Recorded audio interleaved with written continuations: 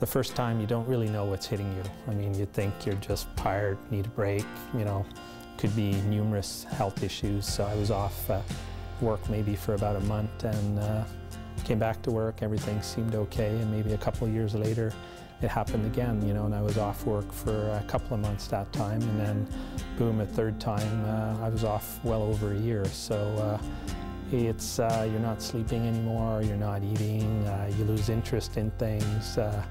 It's basically, I describe it like a bucket of water, and when it's full you add that next drop and it just overflows, and from there it's just a downhill spiral.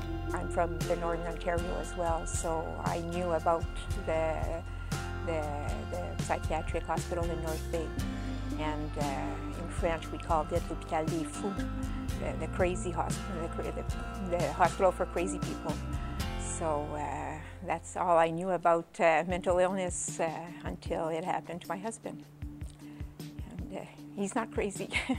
Denis is a very active and social person, so when he started his first depression, first of all, we didn't know it was a depression, but I noticed signs like he stopped eating, and he stopped sleeping, and he started crying.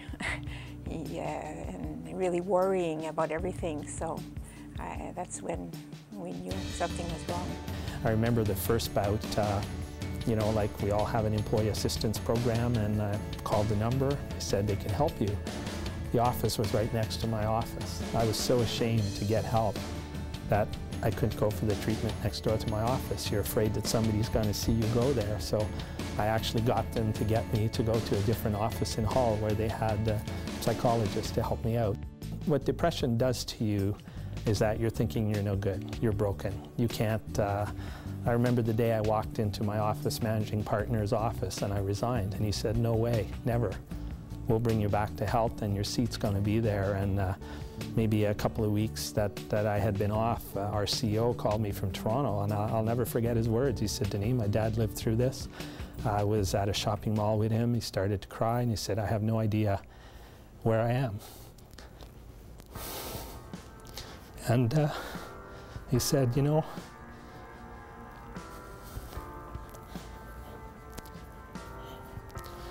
he said, Denis, I know what you're living through. Your seat's going to be there when you get back. Don't worry about it."